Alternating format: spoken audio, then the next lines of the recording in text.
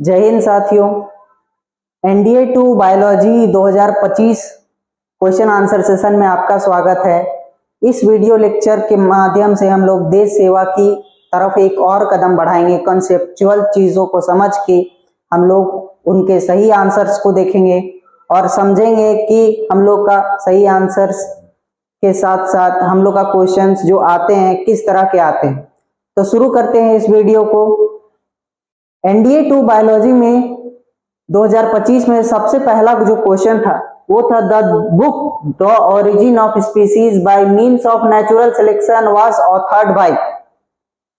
जो बुक था the origin of species किसके द्वारा लिखा गया था? तो हम लोग सभी जानते हैं कि जो हम लोग का ओरिजिन ऑफ स्पीसीज बुक जो है वो चार्ल्स हम लोग का डार्विन साहब लिखे थे। चार्ल्स डार्विन साहब लिखे थे 1859 में।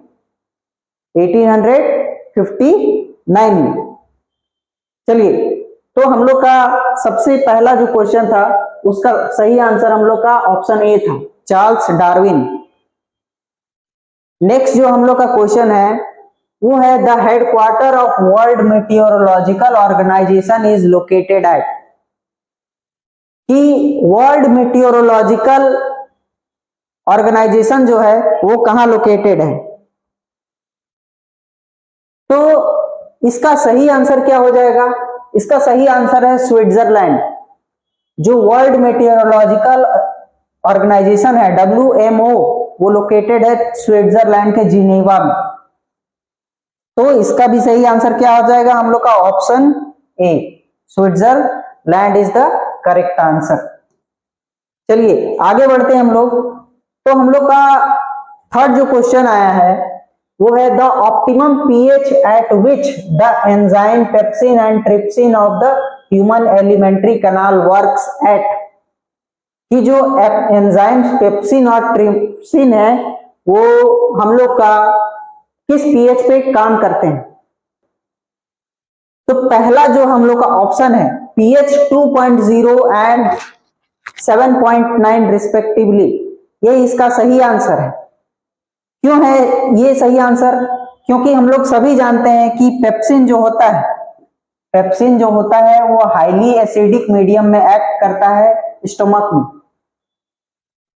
ठीक है, 1.5 से लेके एक्ट करता है हम लोग का पेप्सिन एंजाइम। और जो हम लोग का ट्रिप्सिन एंजाइम है वो अल्कलाइन मीडियम में एक्ट करता है जो 7.5 से 8.5 तक जाता है। और हम लोग का नेक्स्ट जो क्वेश्चन है वो है the amount of air breathed in and out during a normal respiration by human lungs. तो क्वेश्चन बोल रहा है कि हम लोग जो सांस ले रहे हैं और जब सांस छोड़ रहे हैं तो उसको किस टर्म से डिनोट करेंगे? सबसे सही ऑप्शन है हम लोग का टाइडल वॉल्यूम। क्योंकि टाइडल वॉल्यूम क्या होता है? इंस्पिरेटरी वॉल्यूम प्लस जो हम लोग एक्सहेल करते हैं, जो निकालते हैं बाहर, एक्सपायरेटरी वॉल्यूम, वो हो जाता है हम लोग का टाइडल वॉल्यूम। तो जो सांस ले रहे हैं और सांस छोड़ रहे हैं, ये इसका आंसर हम लोग का ऑप्शन बी हो जाएगा। तो ऑप्शन बी में है टाइडल वॉल्यूम, ये इसका सही आंसर। चलिए, तो नेक्स्ट जो क्वेश्चन है हमारा which one of the following statement about the arteries and veins in the humans is not correct. तो इसमें से हम लोग का क्या ऑप्शन है जो हम लोग का सही नहीं? तो इसमें हम लोग को देखने को मिल रहा है कि जो सेकेंड ऑप्शन है हमारा pulmonary arteries always carry D oxygenated blood while pulmonary veins always carry deoxygenated blood.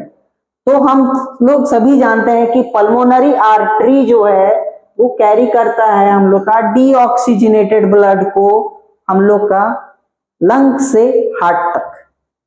और वहीं पे बात करें पल्मोनरी वेन्स का तो ये ऑक्सीजनेटेड ब्लड को कैरी करता है, ये नॉर्मल वेन से अलग होता है, एक्सेप्शंस में आते हैं।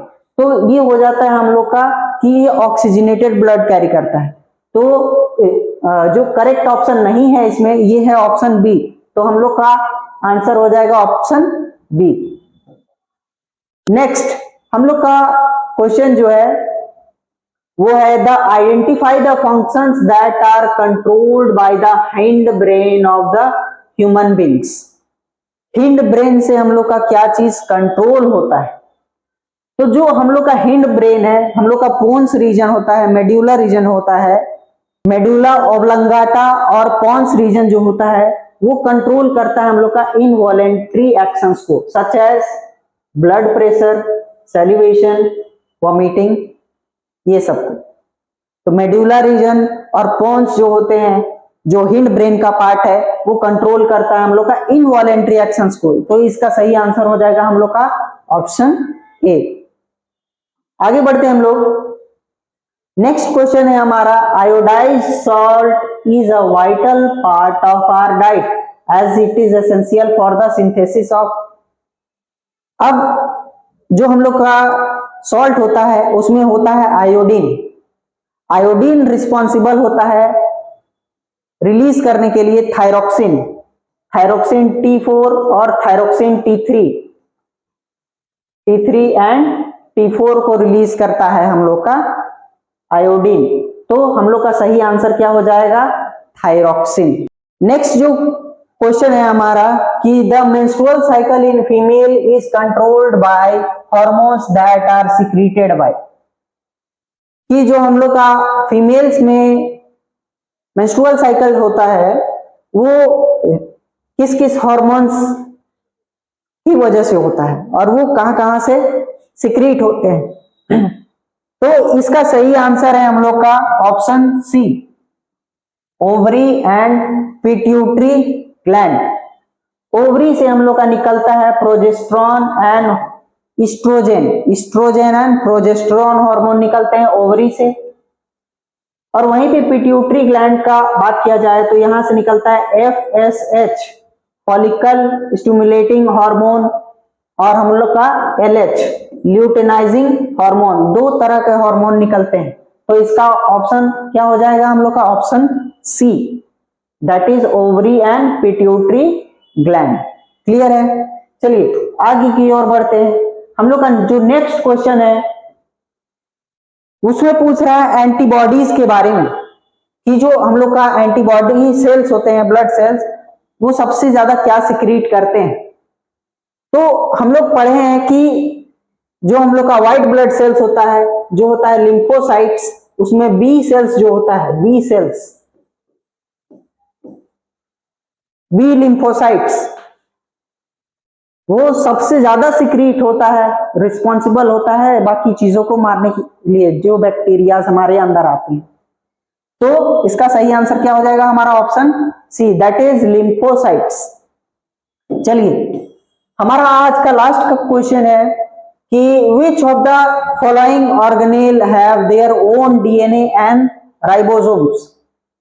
तो ऐसा कौन सा सेल ऑर्गेनेल्स है जिसका खुद का DNA होता है सेल ऑर्गेनेल्स में और खुद का राइबोसोम्स होता है? तो इसका सही आंसर है हम लोग का माइटोकॉन्ड्रिया एंड क्लोरोप्लास्ट। इन दोनों में होता है सर्कुलर DNA, खुद का DNA होता है, ये खुद में कैपेबल होते हैं कि ये रेप्लिकेट कर पाए। तो इसका सही आंसर क्या हो जाएगा? Mitochondria and chloroplast. जुड़े रहे ऐसे ही वीडियो के लिए योद्धा डिफेंस एकेडमी के साथ। तब तक के लिए जय हिंद, जय भारत।